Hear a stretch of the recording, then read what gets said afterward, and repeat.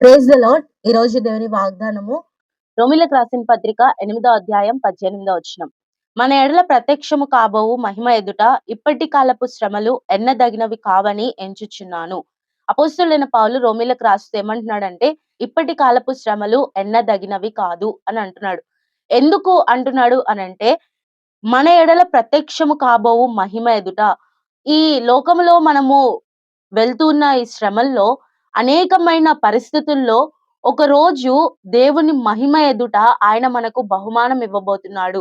ఆ మహిమ ఎదుట ఈ శ్రమలను మనము చాలా చిన్నవిగా భావిస్తాము అంటున్నాడు. అందుకే మోషే కూడా తను రాని కుమారుడు అని పిలువబడటానికి ఇష్టపడకుండా దేవుని ప్రజలతో శ్రమలు అనుభవించడానికి ఇష్టపడ్డాడు. ఐగుప్తును పరిపాలించేవాడిగా ఉండేదానికంటే దేవుని ప్రజలను ఐగుప్తు నుంచి కనానికి నడిపించి ఒక నాయకుడిగా ఉండటానికి ఇష్టపడుతూ వచ్చాడు. ఆ ఆ ప్రాసెస్ లో చాలా శ్రమలు అనుభవిస్తూ వచ్చాడు, చాలా కష్టాలు అనుభవిస్తూ వచ్చాడు.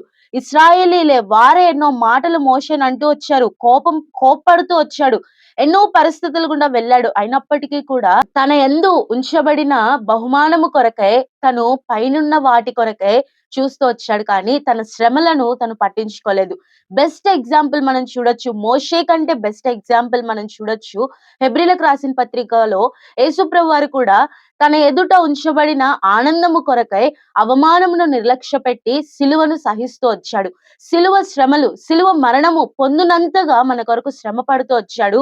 ఎందుకు అనంటే, ఆ సిలువ మరణం ద్వారా మనకు పాప క్షమాపణ రావడం ద్వారా, ఆ పాప క్షమాపణ ద్వారా మనను మన మనల్ని బట్టి దేవుడు సంతోషపడతాడు, ఆనందపడతాడు. కాబట్టి ఆయన తన అవమానమును కూడా నిర్లక్ష్య పెట్టాడు, తన సిలువ శ్రమల్ని కూడా సహిస్తూ వచ్చాడు. వాటిని కూడా ఆయన ఎన్నదగినవిగా ఎంచుకోలేదు, వాటిని కూడా పక్కన పెట్టి ఆయన సిలువ మరణం పొందటానికి ఇష్టపడుతూ వచ్చాడు. యేసుప్రభు వారే అలా చేసినప్పుడు మనం కూడా ఈ లోకయాత్రలో అనేకమైన శ్రమలు వస్తాయి. శ్రమలు రావు అని ఎవరు కూడా చెప్పలేరండి. యేసుప్రభు వారిని నమ్ముకుంటే నాకు శ్రమలు రావు, నా జీవితంలో అంత ప్రశాంతంగా సాఫీగా సాగిపోతుందని చాలా మంది అభిప్రాయపడతారు, కానీ కాదు, శ్రమలు వస్తాయి. యోబు జీవితంలో కూడా నీతిపరుడే, మంచివాడే, తన బిడ్డలు ఒకవేళ ఊహల్లో తప్పు చేస్తారేమో అని చెప్పి తను వారి నిమిత్తమై తను బలర్పిస్తూ వచ్చేవాడు. అంత నీతిగా బ్రతికిన యోబు జీవితంలో కూడా శ్రమలు వచ్చాయి, కానీ ఆ శ్రమల్ని బట్టి యోబు దేవుణ్ణి విడిచిపెట్టలేదు.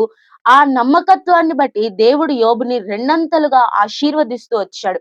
కాబట్టి మన జీవితంలో ఒకవేళ మీరు వెళ్తున్న పరిస్థితులు ఇబ్బందికరంగా ఉన్నాయేమో, శ్రమలు ఉన్న పరిస్థితుల్లో మీరు ఉన్నారేమో, కష్టమైన పరిస్థితుల్లో ఉన్నారేమో, ఇంకా నా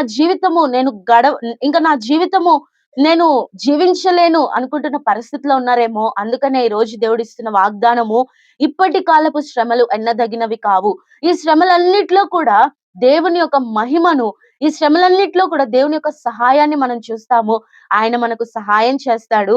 మన ఎడల ప్రత్యక్షము కాబోవు మహిమ ఎదుట ఒకసారి ఒక సమయం వస్తది, ఆయన రెండో రాకడలో వచ్చినప్పుడు మనం ఎత్తబడిన తరువాత ఆయన ఎదుట మన శ్రమల్ని బట్టి, మనము ఆయన పట్ల చూపించిన విశ్వాసాన్ని బట్టి, శ్రమల్లో కూడా ఆయన కొరకు మనం జీవించిన నమ్మకత్వాన్ని బట్టి ఆయన ఆయన బహుమానం ఇస్తున్నప్పుడు, ఆ మహిమలో మనం ఉన్నప్పుడు అది ఈ శ్రమలు మనకి గుర్తురావు కదండి.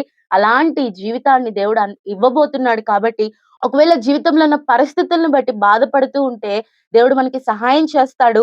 ఆయన తీసివేయలేని బాధ ఏదీ లేదు, ఆయన తీసివేయలేని కష్టం ఏదీ కూడా లేదు. కాబట్టి దేవుడు మన జీవితంలో ప్రతి శ్రమను కూడా ఆయన అనుమతితోనే దేవుడు మనకిస్తాడు. ఆయన ఆ శ్రమల్లో మనం ఏదో ఒకటి నేర్చుకోవాలనే దేవుడు పెడతాడు. ఆ శ్రమల్లో దేవుడు మనకి తోడుగా ఉంటాడు. మహిమలో దేవుని ఎదుట మనం నిలవబడినప్పుడు ఈ శ్రమలు ఎన్నదగినవి కాదు. కాబట్టి వాక్యాన్ని బట్టి మనం ధైర్యం తెచ్చుకొని ఈ దినమంతా దీన్ని మనం ధ్యానం చేద్దాము. Praise the lord.